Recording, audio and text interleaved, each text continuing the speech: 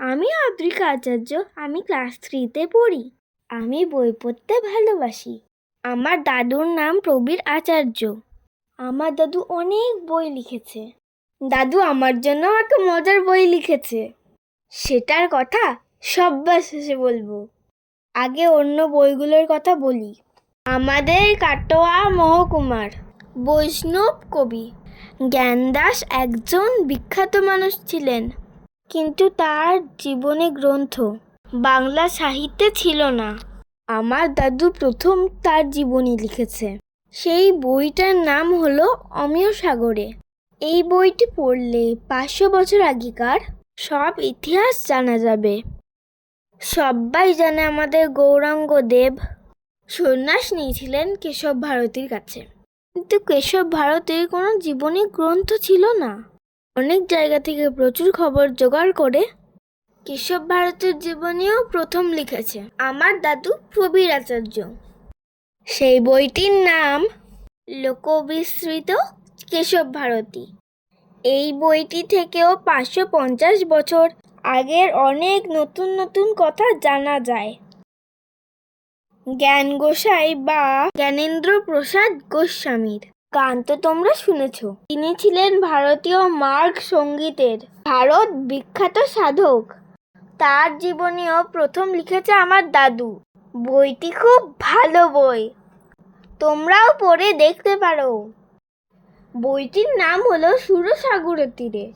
David হেয়ারের নাম কে না জানে। তিনি ইংল্যান্ডের লোক হলেও ভারতের মানুষকে শিক্ষিত করার জন্য নিজের জীবনকে উৎসর্গ করে গেছেন। তিনি আমাদের মতন ছোট ছোট শিশুদেরকে খুব ভালোবাসতেন। আমাদের মতন ছোটদের জন্য তার জীবনে লিখেছে আমার দাদু। এই বইটির নাম হলো ছোটদের ডেভিড হেয়ার। জানো তো, এই বইটা হেয়ার স্কুলে পড়ানো হয়। আমার দাদুর লেখা আর একটা বই হলো কৃষিজ লোক উৎসব ও প্রাচীন বিজ্ঞান চর্চা। আমাদের দেশে তো সারা বছর ধরে অনেক উৎসব ও পুজো পার্বণ হয়। তাছাড়াও প্রাচীন কাল থেকে আমরা অনেক নিয়ম কানুন মেনে চলি। এইসবের পেছনে লুকিয়ে আছে অনেক বৈজ্ঞানিক সত্য। তাছাড়াও বহু প্রাচীন কালে আমাদের দেশে বিজ্ঞান চর্চা অনেক উন্নত ছিল। এইসব সম্পর্কে জানতে হলে এই বইটি পড়তে হবে। আমি দাদুর সঙ্গে নেপাল বেড়াতে গেছিলাম। সেই দেশটা ঘুরে ঘুরে আমার দাদু সব দেখার জায়গাগুলোর ছবি তুলেছিল এবং ইতিহাস জোগাড় করেছিল। সেই সব নিয়ে একটা দারুণ বই লিখেছে আমার দাদু। ছবিতে ভরা সেই বইটা ভারী মজার। তোমরা নেপাল বেড়াতে গেলে এই বইটি পড়ে তারপর যেও। বইটার নাম হলো দেবভূমি নেপাল। আমার জন্মের অনেক আগে দাদু অন্ধ্রপ্রদেশে চাকরি করত। সেখানকার জেলে আদিবাসীদের সঙ্গে দাদু খুব মেলামেশা করত। তাদের সমাজ সংস্কৃতি, উৎসব, পুজো পার্বণ, লোক সংস্কার, ইতিহাস এইসব নিয়ে দাদু একটি বই লিখেছে। এই উপন্যাসটির নাম বাৎসায়নী। আমাদের কাটোয়া মহকুমায় 4টে সতীপীঠ আছে। ডক্টর কালীচরণ দাসের সাথে আমার দাদু আশেপাশের 6টি সতীপীঠ নিয়ে একটি বই লিখেছে। সবাই এই বইটির খুব প্রশংসা করেছে। বইটির নাম হলো সতীপীঠ উদ্ভব, ক্রমবিকাশ ও বর্ধমান। ডক্টর কালীচরণ দাস এবং মহাদেব চন্দ্রের সঙ্গে একসাথে দাদু একটি বই লিখেছে। ছবিতে ভরপুর এই বইটা হলো শ্রীবাটি টেরাকোটা মন্দিরের ইতিহাস ও বিবরণ।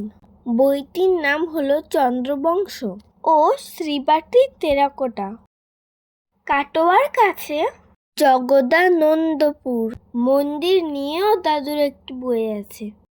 এই বইটিতেও ইতিহাস ও শিল্পকর্মের বিবরণ আছে। বইটির নাম জগদানন্দপুর মন্দির। দাদুর সম্পাদিত আরেকটি বই হলো সাধারণ আপেক্ষিকতাবাদের শতবর্ষ।